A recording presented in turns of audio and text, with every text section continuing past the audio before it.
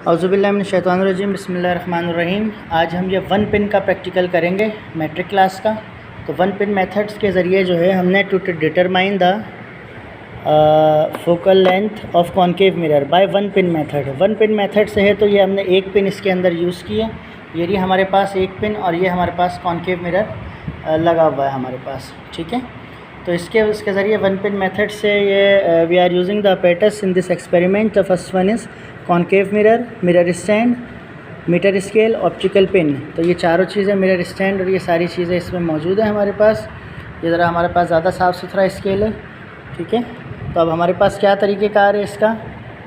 सबसे पहले हमारे पास इसका तरीका ये है कि fix the mirror stand, mirror in the mirror stand वो हमने लगा दिया। Place in the 50 centimetre mark on the scale. ये जो चीज़ मैं आपको पढ़ के सुना रहा हूँ प्रैक्टिकल में आप अपनी वर्डिंग में लिख दीजिएगा, कोई इशू नहीं है, ठीक है ना। फिर 1 पिन इस तरह बिसाइड में रखनी है कि इन फ्रंट ऑफ मिरर आए। तो ऑब्ज़र्वेशन कॉलम हमारे पास किस तरह बन रहे हैं। ऑब्ज़र्वेशन कॉलम इस तरह हमारे पास आ रहा है। सबसे पहले पोजीशन ऑफ मिरर, मिरर की पोजीशन हमने प्लेस कर दी है 50 सेंटीमीटर के ऊपर। ये हमने 50 सेंटीमीटर के ऊपर, यहाँ 50 के मार्क के ऊपर, और ये जो मार्क है इस मार्क को हमने 50 के साथ रखा है। तो ये 50 के ऊपर आ गया। तो ये 50 सेंटीमीटर पे हमने मिरर को प्लेस कर दिया है, ठीक है। उसके बाद सेकंड कॉलम हमारे पास है पोजीशन ऑफ पिन।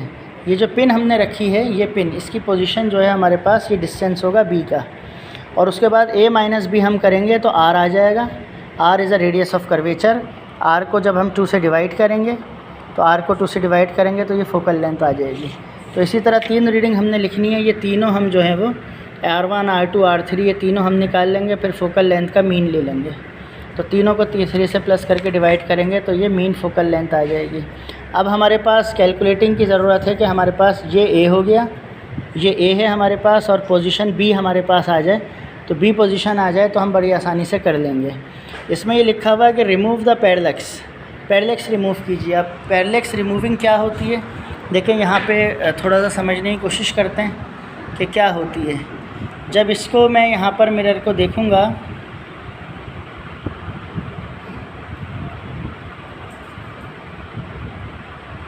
जब इसे हम देखेंगे तो ये पिन जो है ये हमें अंदर नज़र आएगी।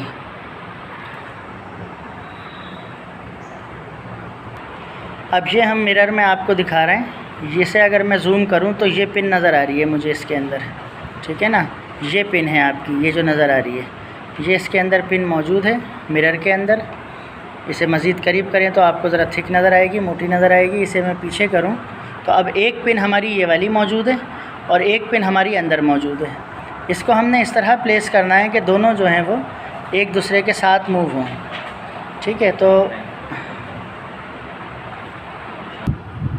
अब ये जो है मिरर के अंदर अब हमें पिन नज़र आ रही है, ये इजीली ये पिन नज़र आ रही है। अगर इसको मैं हटाऊं तो देखें आपको ये पीछे वाली पिन नज़र आएगी, ये पीछे वाली जो मिरर से हट के है ये पिन।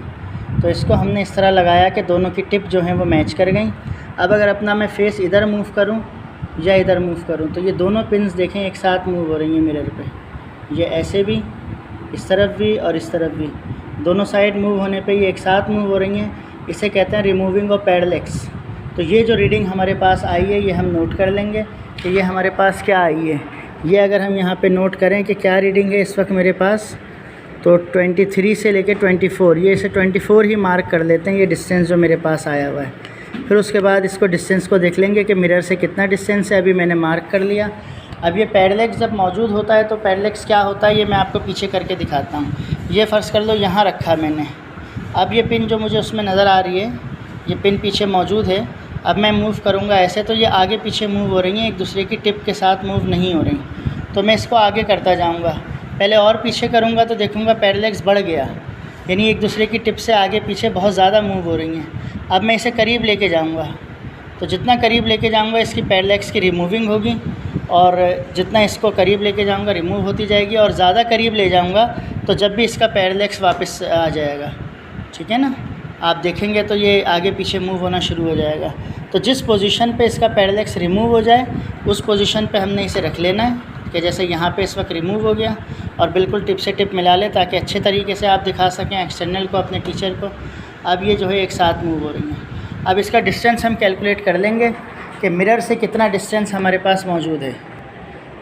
तो अब ये हमारे पास जो मिरर से डिस्टेंस आया है,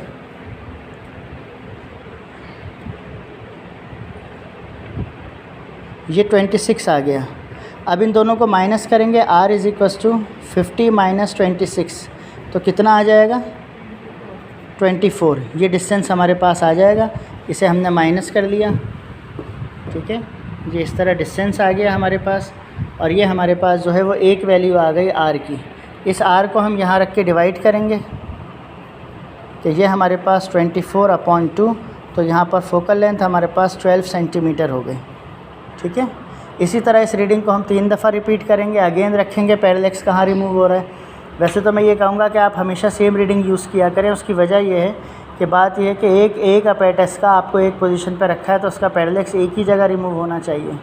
अगर आप 3 जगह रिमूव कर रहे हैं तो इसका मतलब ये है कि कोई 2 उसमें गलत थे, क्योंकि इंस्ट्रूमेंट की मेजरमेंट एग्जैक्टली एक ही आनी चाहिए, एक कॉमन सेंस की बात है। लेकिन फिर भी हम अलग लेते हैं, तो इसको लिखेंगे 3 टाइम्स, फिर 3 दफ़ा इसका ये निकालेंगे रेडियस r1 r2 r3, ठीक है। और इसे कैलकुलेट करेंगे, तीनों फोकल लेंथ आ जाएंगी, तीनों को प्लस करके 3 से डिवाइड करेंगे। ये हमारे पास रे डायग्राम है, ये बनाना नेसेसरी है आपके लिए, ठीक। और ये इस बात को शो करती है कि कर्वेचर से जब लाइन पास होती है तो कर्वेचर पे ही रिटर्न आ जाती है। नीचे वाली ये बनानी है, ये पेपर में नहीं, ये वाली नहीं। ये तो अपैरेटस की डायग्राम बनी हुई है ना, ठीक है ना।